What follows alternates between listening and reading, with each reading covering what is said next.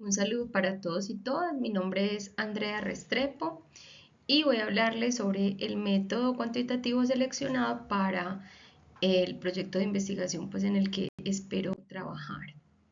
Eh, el título tentativo que tiene mi proyecto de investigación es La construcción de subjetividades en el aula de ciencias naturales desde los discursos de la biología escolar.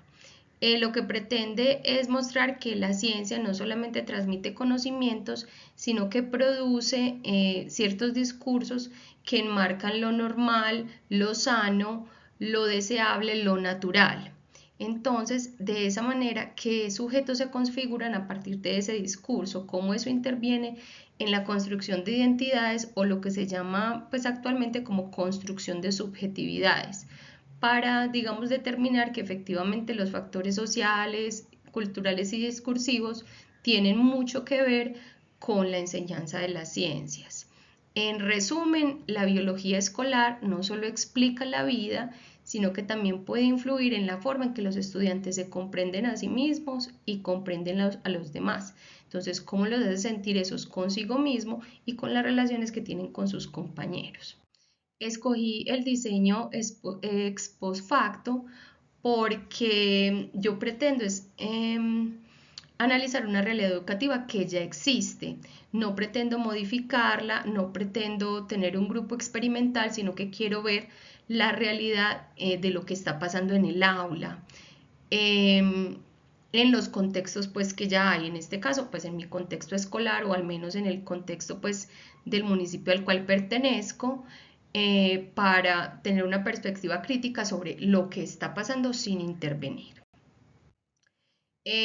Dentro de esto hice como una pequeña muestra de las características del diseño ex post facto eh, respecto a mi proyecto. Entonces, este diseño ex post facto no manipula variables, no se crea un grupo experimental o no se crea un método experimental para luego ir a mirar los resultados, sino que se estudian los fenómenos dentro del contexto y digamos que esas variables ya ocurrieron o están ocurriendo. En el caso de mi proyecto, entonces yo voy a mirar cómo son los discursos desde la biología, qué es lo que los maestros están diciendo, cómo están haciendo sus prácticas docentes y qué nociones tienen sobre lo que es enfermo, normal, sobre, por ejemplo, para que sea un poco más práctico, cuando nosotros le decimos el índice de masa corporal es tal, cómo se siente un estudiante o una estudiante que no encaja con esos índices de masa corporal. Cuando digo lo natural o en la naturaleza es esto, pero ese estudiante no está dentro de ese natural, ¿cómo lo hace sentir? Entonces ahí es donde hablo de la construcción de subjetividades. ¿Qué ventajas tiene? Que me va a permitir estudiar la realidad, qué está pasando efectivamente con la realidad escolar en estos aspectos. Voy a mirar el aula natural, o sea, cómo los estudiantes y los maestros se desenvuelven, y voy a mirar cómo esos discursos intervienen en los estudiantes sin modificarlos. ¿Qué limitaciones tiene? Que no me permite demostrar relaciones causa y efecto. Pueden haber otros factores que intervienen, no solamente el discurso docente, sino que el estudiante como tal también tiene su propio contexto, entonces no me permite mirar si de pronto tiene que ver con la relación de su contexto. Por lo tanto, requiere interpretar cuidadosamente los resultados. Eso es no necesariamente una limitación, pero hay que ser muy cuidadoso en no ir a dar causas a cosas que no la están produciendo. La aplicabilidad en mi contexto para mi investigación en particular, ¿qué me va a permitir? Aquí tengo como lo puse a modo de preguntas. ¿Qué idea de estudiante produce la biología escolar? ¿Qué tipo de estudiante produce? ¿Cómo se desenvuelve a partir de lo que le dice el docente en esa sociedad? ¿Cómo construye esos discursos de normalidad para sí mismo y para los demás? ¿Cómo ve la diferencia? Si la ve como algo enfermo o si la ve como formando parte de la diversidad que es como la vida. ¿Cómo entiende esos cuerpos legítimos? ¿Cómo ve si su cuerpo y el de los demás encajan en esos conceptos de normalidad?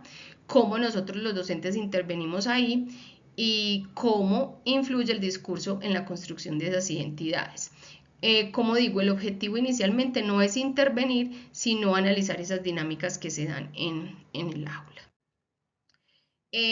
Aunque yo considero que mi trabajo es más bien con un enfoque cualitativo crítico, para términos pues prácticos de este trabajo, escogí el diseño ex post facto, porque antes de proponer algunos cambios, yo estoy queriendo comprender qué está pasando en el aula, qué está pasando con el discurso docente, cómo los estudiantes lo están asimilando, y esto de pronto pueda permitir más adelante generar unas propuestas pedagógicas para que sea un aula más crítica, que acepte mejor la diversidad. De todas maneras, pues en el caso mío y supongo que en el de todos ustedes, el proyecto está pues como apenas empezando o es una idea de proyecto, entonces pues creo que el más adecuado sería para este caso el diseño ex post facto.